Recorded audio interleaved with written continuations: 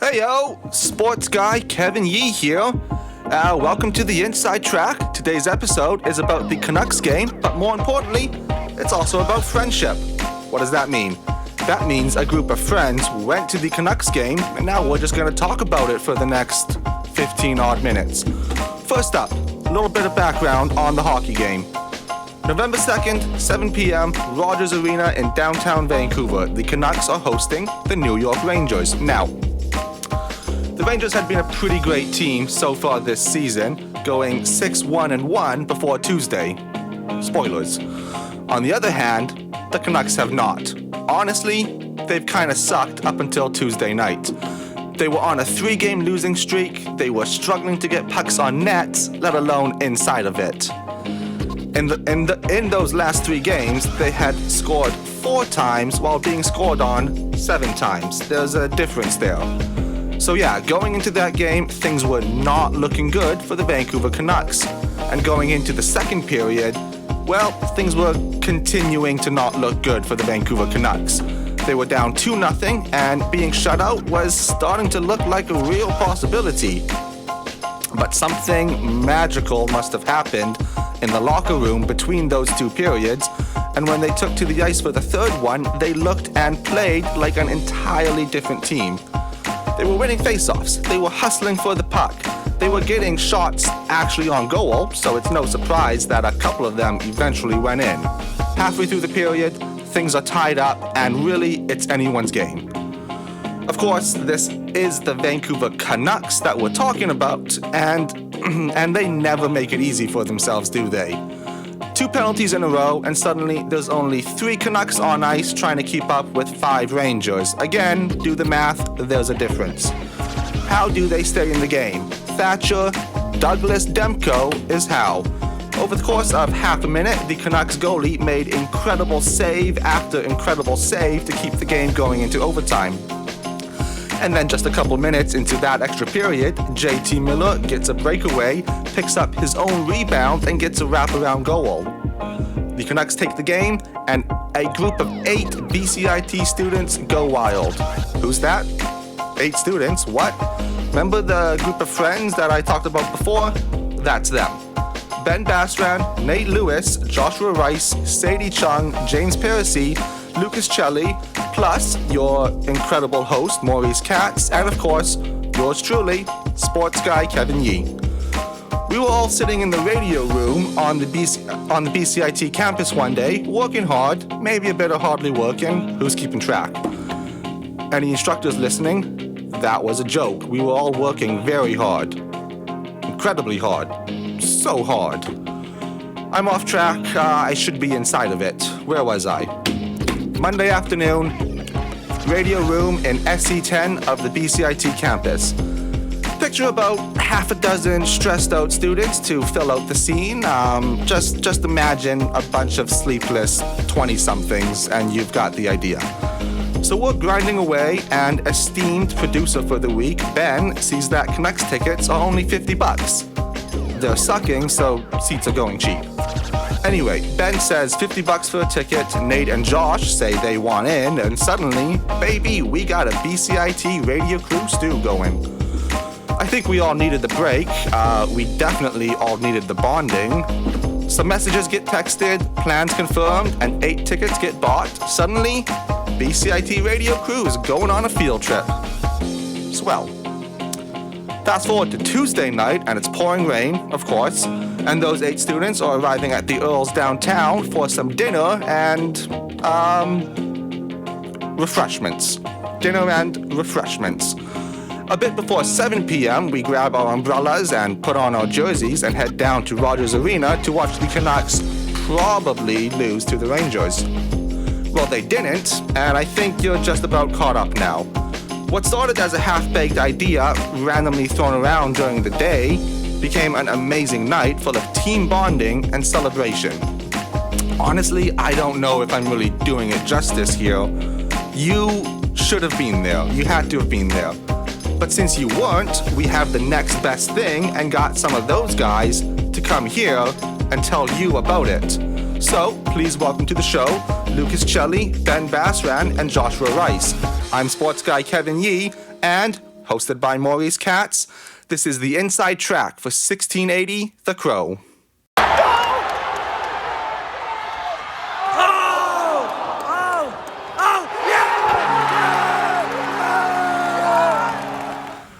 All right, let's start with you, Ben. I want to start with how did this all come about? Why did we all go to the game? Yeah, so we were just sitting there, I think it was Monday, just at the lunch table in the radio room, and we're all kind of grinding away at work. We've been such a great team all week, and then I was like, hey, who wants to go to the game tomorrow night? And so it just kind of came up that way, and to find 8 tickets the day before a game, I don't really think that was possible, but we managed it and floated the idea, and everyone seemed super on board, so I thought it was a lot of fun to have a team bonding experience, and I know that I haven't really done much of that before with this program because of COVID and stuff, so that's how it kind of came about, and I'm happy we did it. That's sick. And Josh, this was your first Canucks game, right? Yeah, it was. Yeah, what did you like the most? How did it go? Oh man, the atmosphere, it was electric in there. I mean, the fans were going crazy, and overtime, it was nuts. Yeah. It was awesome. That's sick. And Lucas, you were also at the game. You joined us. I was. What were the COVID protocols like? Like, were the people wearing masks? How's that? Yeah, people wearing masks until they sat down to eat and stuff like that. I mean, some of us had drinks with us, right? So obviously, there's an exception there. But for the most part, I felt pretty safe. And like the lineup, they checked your tickets and your card, and they scan you through the scanner, you put your phone and your keys down. Everything was kind of similar to how it was before COVID. I had forgotten actually what the experience was kind of like to enter through all the security and whatnot, but it didn't seem too different in terms of like security wise, other than the fact that everyone was wearing masks. I didn't really feel uncomfortable. There wasn't anybody near our section kind of like, yelling at the hosts or trying to cause some problems. I mean, everybody that's going in there is double vaccinated, and I think that gives you some peace of mind as well too, just to be like, I don't know about you guys, but just like being, obviously you're around 19,000 people. It's a lot of people in but one just place. Knowing that everyone's double vaccinated and keeping their masks on in the public, concourse, whatever, I thought that was pretty good and kind of gave me... Yeah. I think they did a good job of it too. Making sure everybody's double vax scanning, and they actually looked at your ID and your passport to make sure it matched, in our case anyway. Mm-hmm. And definitely felt safe there. Yeah, they thought you were lying or something. Yeah, I don't think it took away from the atmosphere at all. Like, people were still loud, they were still cheering, there wasn't anything. It took away from my voice though. You're trying to yell through this mask? No, for sure.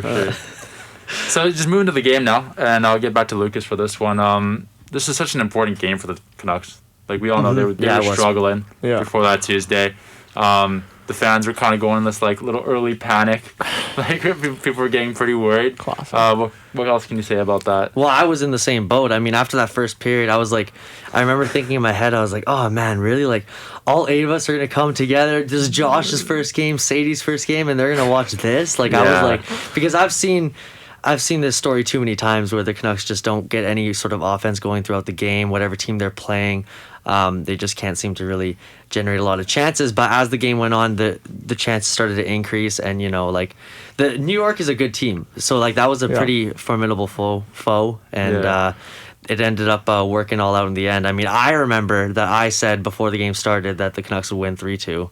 And I said they'd win 3-2 in overtime. Okay, you can one-up me a little bit. Okay. Regardless, I say we were both correct, obviously. So, I had faith throughout the game, and it worked out. I don't want Ben to answer this one. What do you think, turned it around in the third? The first 2 periods, it was 2-0. We had nothing going for us. What do you think happened in the third? I don't know what Travis Green said to the boys in the room during the intermission, but they came out firing. It was some of the best hockey I've seen this team play since their playoff run a couple of years ago where they went to Game 7 against Vegas. So they came out hot, and then J.T. Miller kind of said it after, who had the winning goal, but he kind of said, once you start to see pucks go in the net, the floodgates can kind of open a little bit. He had a good little tap in, and then I know Paul Colson sniped the top corner there on the 1T. So Nate was really hyped for that one. It was such a gross shot. It was awesome. Garland kind of hit him with the pass from behind the net, and then bang, it was top shelf. So I think for this Canucks team, it was just important to see the puck go in and get that momentum. Definitely. And as you keep going to the rest of this homestand, you want to be able to see more of those pucks in the back of the net. Definitely. Because I think that just builds your confidence, and then obviously, I mean, I'll give us some credit too. The fans got into it. That place was rocking. Yeah, I forgot how rowdy that upper level gets. No, it was rocking. So I'm sure the guys fed off that too in the third at least. Canucks go! Canucks go!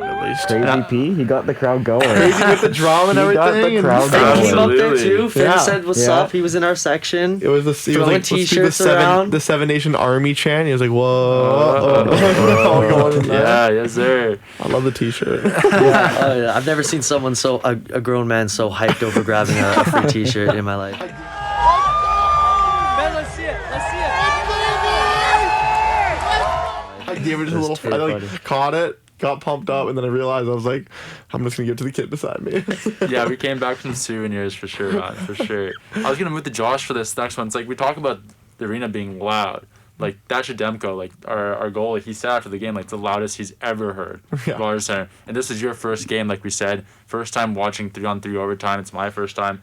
Like, do you remember like during that overtime, it was like kind of quiet in the beginning. Everyone was so nervous, Yeah. and then we turned up. Can Yeah. you talk a bit about that? Dude, yeah, it was crazy. Once that goal went in, it was like we almost blacked out, I think. I was slapping my hands together, slapping Kevin, slapping like everyone, and then like my hands were like bruised the next day. Like they literally hurt. My voice was all raspy. But yeah, once that puck went in the net, man, the sure. place exploded. The roof Yeah. came off Rogers Absolutely. Arena that night. And Demko was talking about, especially in the third period, we had this crazy 5-on-3 penalty kill, and we have a clip here. Panarin has it on the far side. Artemi Panarin centers. Zibanejad missed the pass. Tyler Myers failed to clear it. Puck is centered. Panarin fanned on it. In front. Kreider missed the net. Big pile up in the goal crease. Panarin cuts in front. He shoots. Sprawling is Demko. Panarin again. Shoots. Blocked by Demko. Wild action. Demko's lost his blocker. He's waving at the referee. Demko doesn't have his blocker. He's got a bare right hand. There's another shot. And I don't know how he stopped that. Now the referee sees that Demko doesn't have his blocker. Miraculous play in the Vancouver goal crease. And a standing ovation. Bedlam at Rogers Arena. That was insane. And do you remember that moment, Lucas? Oh my god! I mean, I was sitting next to Nate on the left side. You guys were all down the line, and me and Nate were literally clutching each other's arms like super tight. We're like grabbing onto each other like every second because there was like 3 or 4 shots where I swear to God, from our angle, it looked like every puck was gonna go in, and somehow the puck just never went in. And I didn't even notice that Demko's blocker had fallen off until after the fact, and I went, no way. It was just a crazy sequence. I think it was. I don't think I realized in the moment how crazy it actually was, but then like going on Twitter, especially after the game, and also just hearing the crowd right after, like that was so like I don't even know because like Josh was saying, I kind of partially blacked out. Like I wasn't paying attention to how loud the arena was. Yeah. But I know that it was crazy because everyone on Twitter and everybody saying after the game like that was one of the craziest sequences, and we got to see that live. So Yeah, it's it pretty was cool. awesome. No, for sure, it was nuts. It was just back to back saves, and the blocker came off, and it was just Yeah. insane. First of all, as a goalie, to have Pandemonium. guts like that, to not have a blocker on and still be like standing in Making front of saves, one-timer right? slap shots, like I don't know. No, the best part about the clip is him like raising his hand, He's, like, trying to get the rep to to the stop ref, the he's play, going like this to the and guy. just ignored, and then Yeah. man, insane. Stacks the He pads, stacked makes the a patties, kick had save. some scorpion I stuff. was Like, it was like, crazy. takes- Is this Crazy Dominic amount of- Hasek out here? Yeah. Is this Thatcher Demko? Like, what's Look going on? Unreal. He shouted out Hasek in his post-game interview Did he? after. I think he talked about it. What Something a like legend. that. That's awesome. Sweet. That's sweet. All right, so before we get into the kind of the second half of this, the inside track here, I'd like to play a little game called Canucks Player Word Association. So if you guys could, I'll say a name of a Canucks player, and you guys are gonna say the first word that comes to mind. I'll go around the table here. Okay. Let's start with the star of the show. We were just talking about him, Thatcher Demko. Lucas. Stud. Okay. Yeah, makes sense. With Thatcher Demko? Yeah. Goat. Josh. Goaltender. That's accurate. That's accurate. Yeah, accurate. All right, we'll move on. Tyler Myers. Giraffe. Horrible. Canucks player. That's a little harsh. Horrible. he- Come on. He had Okay. some bad plays. Okay, so during Let's talk about that Tyler whole Myers. play that started during the Demko play? Okay, so he did 2 things, Yeah, man. He he did really slap bad shots there. the puck so hard down the ice that it basically comes down to the other blue line because he just full powered slap shots it. So we almost get caught there. And then he gets the puck and he's trying to clear it. And he Fans completely it. whiffs on it. And that started the whole that starts thing, the whole yeah. situation. Tyler Myers true. has the potential to be so much better, but he can't really skate. I'm not his biggest fan. You know, him, Hamonic, and Shen, He looks slow. not the greatest skaters out there. He is slower, and he's just such a big guy. I need him to make better decisions with Yep. the puck. No, for sure. Horrible's a bit harsh, So, but we went through the word association, right? We finished that? Okay, next one. Next one. Yeah. We'll go with J.T. Miller. I can't say it on live air, but I was going to say a swear word because he says swear words every 5 seconds. So I'm going to say vocal. Vocal. Loud. Yeah. Vocal guy. offensive. Nice. Very offensively minded. Great performer. Oh yeah. Nice. Yeah, Miller had the 2 goals. I think he started off the third period with the goal and then got the winner. He was the third star of the night, wasn't he? Third star, yeah. Yeah. All right, well, that's our Canucks Player Word Association. Thanks for playing along. Made it through. For the second half, let's go. For the second half, I want to talk about kind of outside the Canucks game, like us as a group. So it's been a pretty stressful first week's of radio. I think we can all kind of vouch for that. How was it like blowing off some steam with the crew? I'll start with Josh here. Man, it was great. Like, it's been a stressful, entire semester, really. It's just been go, and not getting, like, a reading break or anything coming up. Like, we needed to blow off some steam. And once I heard that this was going to happen, I was like, oh, man, I can't wait. And then we went out for some bevies and some food beforehand. Oh, yeah. And, Absolutely. got the boys fired up, the boys in Sadie. Yeah, the boys in Sadie, don't forget. No, dude, it was fantastic. It was nice to hang out with everyone outside of school and kind of see what everyone's like when they're not just focused on finishing the day at BCIT. For sure. No, for sure, yeah. And I know this is my first time going out with the cohort, like, ever. Yeah. And I loved it. I want to talk to Lucas about, like, what was it like going out with the crew, like, and not have it not be about school. Like it was the Canucks game, which is awesome, but like just that in general. No, I know. Just be doing an activity that's not related to school. I think it was just a nice breath of fresh air for sure. I mean, like I've gotten to know a few people in this program through last year, but I really didn't get close with a lot of people until this year because now we're all in person again. You know, being around each other in the building constantly throughout the day. Like we've all slowly started to open up and get closer. But something like, you know, spontaneously going to a Canucks game. I mean, shout out to Ben for kind of organizing that. And doing something like that is just like out of the box, and it forces us all to kind of like open up a little bit more and just be more comfortable than we already were starting to. And I think we all see each other a little bit in a different way now. We were just kind of acquaintances through school, and now I can genuinely say that, you know, you guys are all my friends for sure, and like it's something that like I'll remember for a while. I know, don't cry. I just think that it was definitely breath of fresh air to not be associated with school and just be associated with each other as people and friends. Absolutely. And I think we're reaching kind of the end of our time, so I want to end it off with Ben, who again, Lucas mentioned, kind of started this whole thing, hosted this cool event. And you're also our producer this week. Yeah. So you know how hard you've been working, how we've been working. Yeah. What did it mean to spend some quality time with the people that you know have been working so hard, right? Yeah, I think it was just such a good break for all of us. And I was really happy, kind of like Lucas said, to be around everyone in a non-school environment. And this wouldn't have happened last year, not just because of COVID and not fans being in, but since we were all on Zoom, like we're not sitting at a lunch table together. And it's, you know, going to a Canucks game is a lot of fun, and going for drinks and food beforehand's fun, but it's just hanging out with everyone in the newsroom and bouncing ideas off each other, and the discussions we have, whether it's about sports or politics or breaking news, and getting the perspective. So I've really enjoyed, you know, getting to know everybody here and having some more meaningful conversation, because I think that's how we build those connections, and that's going to last a long time. Like, we're all going into the same industry, we're all going to be around each other, so we're gonna have to reach out to each other at different points for sure. And so I've loved it, and I thought that was just a good little cherry on top. And we got one more week to go together in radio, and we'll finish it off strong though. But it was a lot of fun. No, for sure. Josh, anything else you want to say there at the end here? No, man, I loved it. Loved the experience. I mean, what a first game to go to. Right? Yeah, unreal. Great first game. Kind of upset. I spent a lot more on bevies than I did on the actual ticket to get into Rogers. That'll happen. That's okay. No, it was great. Hopefully we can do it again.